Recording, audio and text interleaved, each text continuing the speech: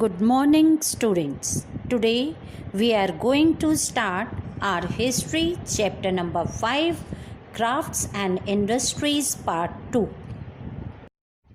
Britishers wanted India to remain a colony so that they can exploit India and enrich their motherland. Motherland means England here.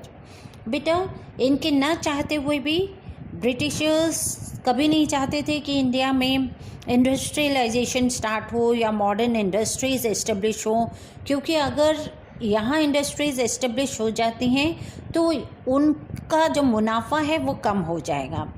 इसीलिए उनके ना चाहते हुए भी 1850s में हमारे यहाँ इंडस्ट्रियलाइजेशन स्टार्ट हुआ and most of the mills at that time was set up by the wealthy Indian businessmen.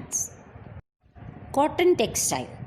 Beta, now we will be talking about few industries which was set up at that time in India, in which first we are talking about cotton textile. First cotton textile mill was set up by Kawaji Nanabhai in 1854 and it was set up in Bombay, which is now Mumbai. But it was set up in Bombay because Bombay was the ideal center for setting up the mills, because there was easy access to raw cotton which was grown in black soil, and Western India is having black soil. Okay. By 1900 there were nearly 100 cotton mills or cotton textile mills were operating in Bombay. Later on, these mills were established in Ahmedabad and Kanpur also.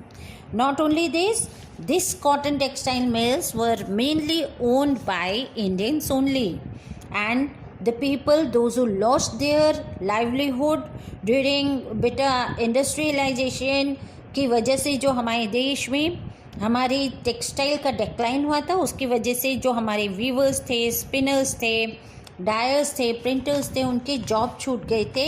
They all started working in these industries. Iron and steel industry.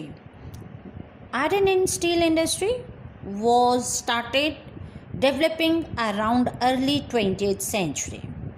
And with the first iron and steel industry which was set up in India was TISCO.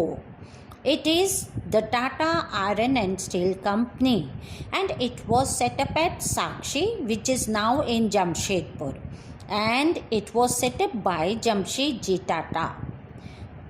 By 1912, this bitter mill company became fully operational, and after that so many other iron and steel factories were set up in Bengal and Mysore. और iron and steel absorb कहाँ होता था, कहाँ इसका use होता था? This was used mostly in railways and engineering industries. Other industries. बेटे iron and steel and cotton industries के अलावा और दूसरी भी इंडस्ट्रीज़ थी, like jute industry.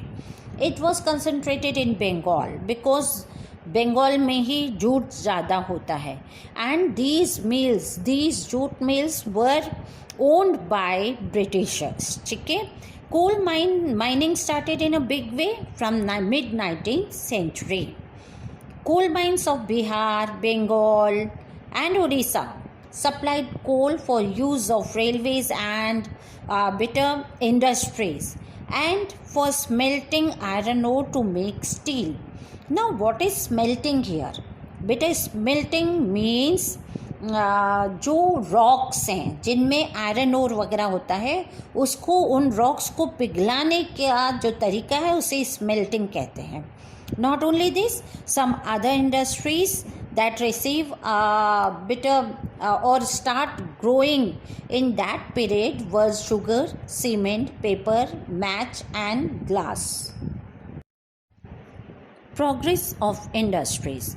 But when we talk about the industrialization of India, we all know that industrialization in India started in 1850.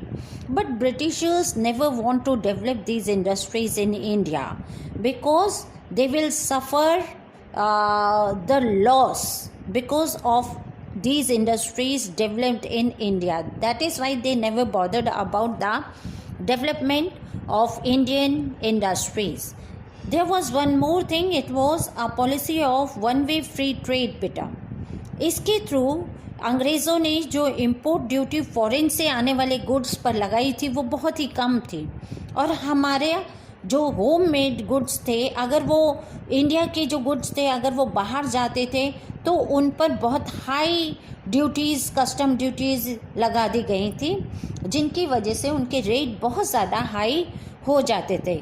और इसी वजह से बेटा हमारे जो इंडियन हैंडमेड गुड्स थे उनको एक स्टिफ कंपटीशन बेटा शुरू हो गया उनका मशीन मेड गुड्स से जो ब्रिटिशर्स बनाते थे. But at the time of first world war, and it was the time of 1914 to 1918, ये वो समय था जब ब्रिटिशर्स अपनी इंडस्ट्री को भूलकर फर्स्ट वर्ल्ड वॉर में लगे हुए थे. उस समय हमारी इंडस्ट्री ने थोड़ा ग्रो किया. उस समय हमारी इंडस्ट्रीज़ का ग्रोथ हुआ क्योंकि हमारी इंडस्ट्रीज़ को बहुत सारे ऑर्डर्स मिले. उस समय ब्रिटिशर्स तो अपनी इंडस्ट्री में ध्यान नहीं दे पा रहे थे, तो जो भी बेटा ड्रेसेस थे, मिलिट्री ड्रेसेस थे या कोई और उनके डोमेस्टिक यूज़ की थिंग्स थी, उन सब के ऑर्डर्स हमारी इंडिया से ही पूरे होते थे. तो उस समय हमारी जो टेक्सटाइल इंडस्ट्री है उसका ग्रोथ हुआ. Not only textile, other industries also develop at that time. Most of the industries of that time were owned by the British. So बेटा they use the earn profit to develop their own motherland, to develop their native land. There was also no efforts done by Britishers to develop industries in India in a uniform and sustained manner. While sporadic progress was witnessed in some area, and some area remained very backward. Dadabhai Naoroji, but he was the greatest leader of India at that time. He wrote a book, The Poverty and Un-British Rule in India, in which he had described about the continuous drain of wealth from India to Great Britain.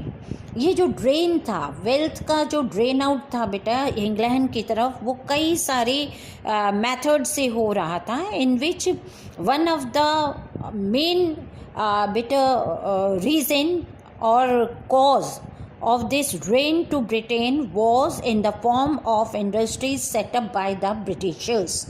जो भी profit हो रहा था बेटा वो Britishers का हो रहा था, और ये जो पैसा था वो अपनी मदरलैंड के लिए खर्च करते थे या उसकी भलाई के लिए यूज़ हो रहा था, not for the Indian people.